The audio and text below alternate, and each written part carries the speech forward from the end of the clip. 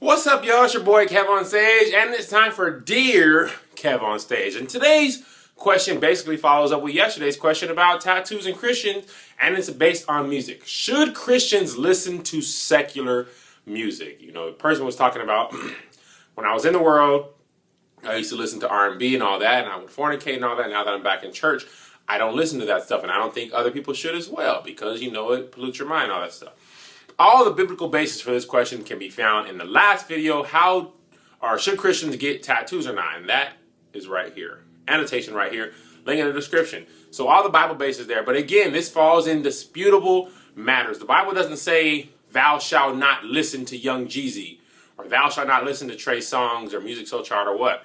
I remember as a child, this really perplexed me because Will Smith came out with a song called Just the Two of Us. At this time, my parents did not listen to anything. Actually, they never listened to anything but gospel. They didn't want us to listen to anything but gospel. Of course, I snuck and listened to everything else.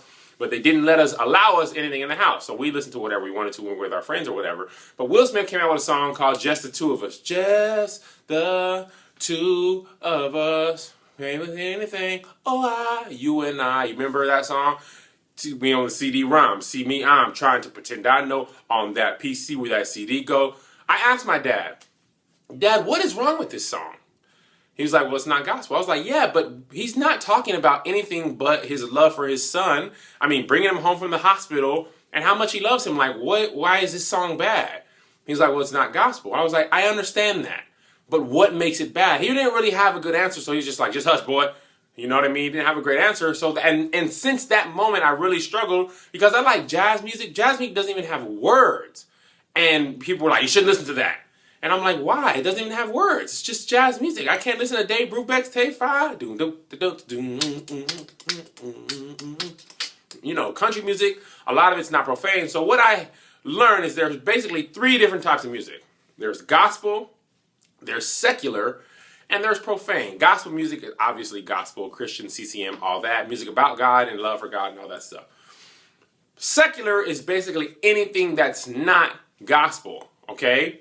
Jazz music falls into that category. And profane is basically like cuss, cuss, cuss, women are bees and hoes and money and all that stuff and a lot of cussing and lyrics and things like that.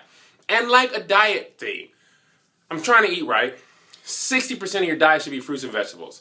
So to me, a good Christian person, 60% of your diet should be good music. Whether it's secular or profane, like I said, it should be, you know, like I don't listen to that much gospel. I lived in Washington for 13 years.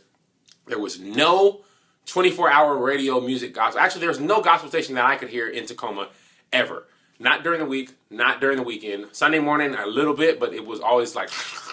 So there was no gospel station to listen to. So for those 13 years, I kind of like fell out with what was new. And there honestly wasn't that many gospel artists that I liked. I liked Mary Mary.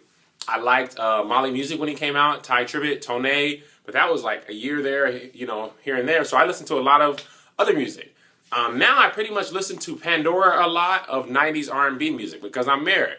So the guy's question was like, doesn't, you know, R&B music make you want to have sex? Yes, Trey Songz makes sex music. He makes music that people should have sex to. Oh, which one of y'all? You know what I mean? Like, that's what his music's for. But I'm married, so I can do that. I'm not going to listen to Down at the Cross when I'm trying to lay my wife down and minister to her. Just not going to happen.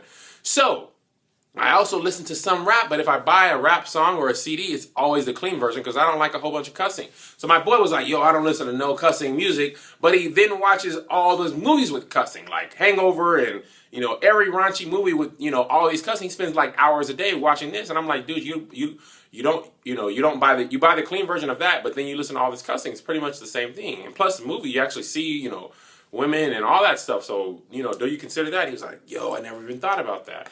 So what it boils down to is you've got to find out what works for you. If I know that you don't like, you know, like my mother-in-law, she, at one time, she was only gospel. If she didn't even like, I had a Jackson 5 CD and I played it. I was giving my pastor a ride and I played it and she was like, you let the pastor hear Jackson 5? And I was like, it's the Jackson 5. Like it was harmless music. And she was really tripping about it. I was like, I didn't understand. So when she got in the car, I just turned the radio off because Jackson 5 is not bad, but it bothered her. And that's basically what I say to my teens. You can listen to different kinds of music, but if you listen to a lot of R&B and sex music, you're going to more than likely want to have sex. If you listen to a lot of Waka Flocka, you're going to want to punch somebody. If you listen to a lot of Young Jeezy, you're going to be dumb. Okay? I'm just joking. I don't even know what kind of music Young Jeezy makes. So that's kind of how I feel about it. It's up to you. You decide what's important, but know that if you eat, like, let's say, profane music is ice cream, you can eat as much ice cream as you want, but it's going to affect the way you live. You're going to have a fat belly and all that stuff. Nobody's going to stop you, but it is going to have effects on you. Same thing with music. You can listen to whatever music you want to, but understand that that music is going to have a certain effect on you. All right, thank you for the questions. We'll be back tomorrow. Dear Kev on Stage, with your boy, Kev on Stage. Got a question? Email it to me, kevonstage@gmail.com. Peace.